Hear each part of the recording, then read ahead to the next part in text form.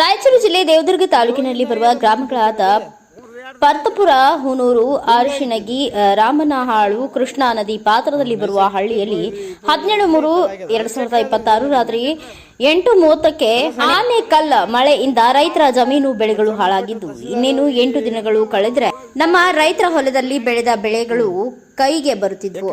ಆದರೆ ರೈತರ ಜೀವನದಲ್ಲಿ ಚೆಲ್ಲಾಟ ಆಡುತ್ತಿರುವ ದೇವದುರ್ಗದ ಅಧಿಕಾರಿಗಳು ಆಟಕ್ಕೆ ಉಂಟು ಲೆಕ್ಕಕ್ಕೆ ಇಲ್ಲದಂತಾಗಿದೆ. ಇನ್ನೊಂದು ಕಡೆ ಶಾಸಕರು ಕೂಡ ಕ್ಯಾರೆ ಎನ್ನುವಂತೆ ವರ್ತಿಸುತ್ತಿದ್ದಾರೆ. ಮಾನ್ಯ ದೇವದುರ್ಗ ಶಾಸಕರು ಆ ಗ್ರಾಮಗಳಿಗೆ ಭೇಟಿ ಕೊಟ್ಟು ರೈತರ ಕಣ್ಣೀರು ಒರೆಸುವಂತಹ ಕೆಲಸ ಮಾಡಬೇಕು ಎಂದು ರೈತ ಸಂಘ ದೇವದುರ್ಗದ ಒತ್ತಾಯ.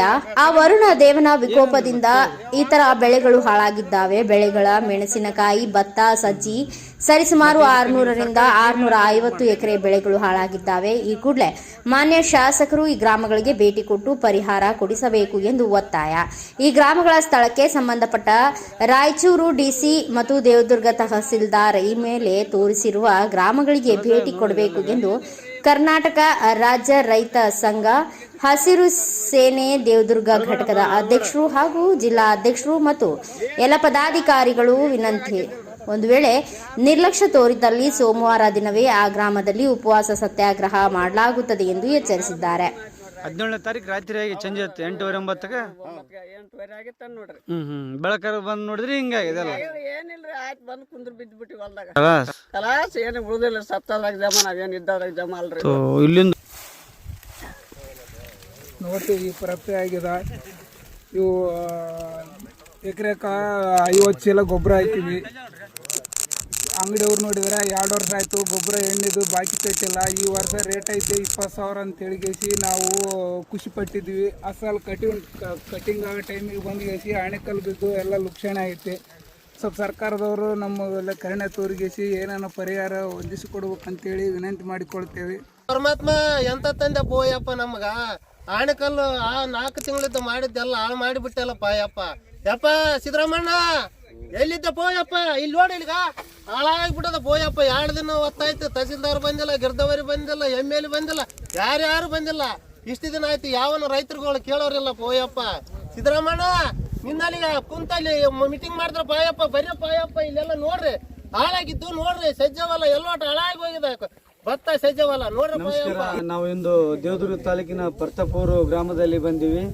ಮೊನ್ನೇನು 17/3/2026 ಸಂಜೆ 8:30ರಲ್ಲಿ ಅಕಾಲಿಕ ಮಳೆ ಆಗಿರುವ ಕಾರಣದಿಂದ ನಮ್ಮ ರೈತರು ಇನ್ನೇನು ರೈತರು ಬೆಳೆದಂಥ ಮಾಲು ಕೈಗೆ ಬರೋಷ್ಟರಲ್ಲೇ ಇನ್ನು 8 ದಿನ ಅಥವಾ 10 ದಿನದಲ್ಲೇ ಮಾಲು ಕೈಗೆ ಬರೋಷ್ಟರಲ್ಲೇ ಆಣೆಕಲ್ಲು ಮಳೆಯಿಂದ ನಮ್ಮ ರೈತರು ಬೆಳೆದಂಥ ಬೆಳೆಗಳು ಎಲ್ಲ ಹಾನಿಯಾಗಿದೆ. ಆದುದರಿಂದ ಈ ವಿಡಿಯೋ ಮೂಲಕ ನಾನು ಮಾನ್ಯ ತಹಸೀಲ್ದಾರ್ ಸಾಹೇಬರಿಗೂ ಮತ್ತು ಶಾಸಕರಿಗೂ ತಿಳಿಪಡಿಸುವುದೇನೆಂದರೆ, ನಮ್ಮ ರೈತರು ಓಟ್ ಹಾಕೋಕ್ಕೆ ಅಷ್ಟೇ ಸೀಮಿತ ಆಗಬಾರ್ದು.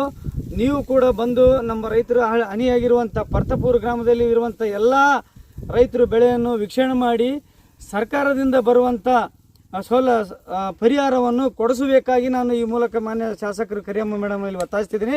ಜೊತೆಗೆ ಮಾನ್ಯ ತಹಸೀಲ್ದಾರ್ ಸಾಹೇಬ್ರೆ, ನೀವು ಅಲ್ಲೇ ಆಫೀಸಿನಲ್ಲಿ ಕುಂತಿಗೇಸಿ ಇದು ಮಾಡೋದಲ್ಲ. ನಿನ್ನೆ ನಮ್ಮ ರೈತರು ಏನು ತಮ್ಮ ತಹಸೀಲ್ದಾರ್ ಇಲಾಖೆಗೆ ಬಂದ್ಗೇಸಿ ಮನವಿ ಪತ್ರ ಕೊಟ್ಟರು ಕೂಡ ನೀವು ನಮ್ಮ ರೈತರ ಮಾಲು ಹಾಳಾದಂಥ ಸ್ಥಳಕ್ಕೆ ಇನ್ನಾದರೂ ನೀವು ಎಚ್ಚೆತ್ತುಕೊಂಡು ಬರಬೇಕಾಗಿತ್ತು. ಇನ್ನಾದರೂ ಬಂದಿಲ್ಲ.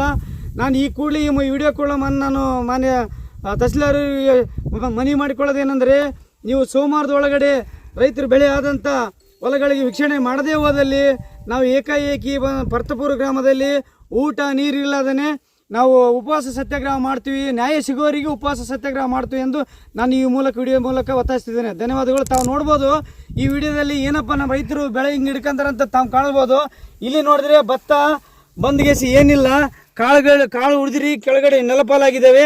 ಇನ್ನು 2 ಅಥವಾ 3 ದಿನದಲ್ಲಿ ಹಿಂಗೆ ಬಿಟ್ಟರೆ ಇವು ಸಸಿಯಾಗೇಸಿ ಮತ್ತು ಇದಾಗ್ತಾವ. ಹಾಗಾಗಿ ಈ 2 ದಿನದಲ್ಲಿ ತಾವು ಅಧಿಕಾರಿಗಳು ಸಂಬಂಧಪಟ್ಟ ಅಧಿಕಾರಿಗಳನ್ನ ಕರ್ಕೊಂಡು ಸ್ಥಳಕ್ಕೆ ಬಂದು ವಿಸಿಟ್ ಮಾಡಿ ಯಾರ್ಯಾರು ಬೆಳೆ ಲಾಸ್ ಆಗಿರ್ತವೆ ಅವರಿಗೆ ಪರಿಹಾರ ಕೊಡಿಸಬೇಕಾಗಿ ನಾನು ವಿನಂತಿಸಿಕೊಳ್ತಾ ಇದ್ದೇನೆ. If you like this video ಬೇಗ ಲೈಕ್ ಮಾಡಿ, ಶೇರ್ ಮಾಡಿ, ಕಮೆಂಟ್ ಮಾಡಿ ಹಾಗೂ N24 ಕನ್ನಡ ನ್ಯೂಸ್ ಟಿವಿಯನ್ನು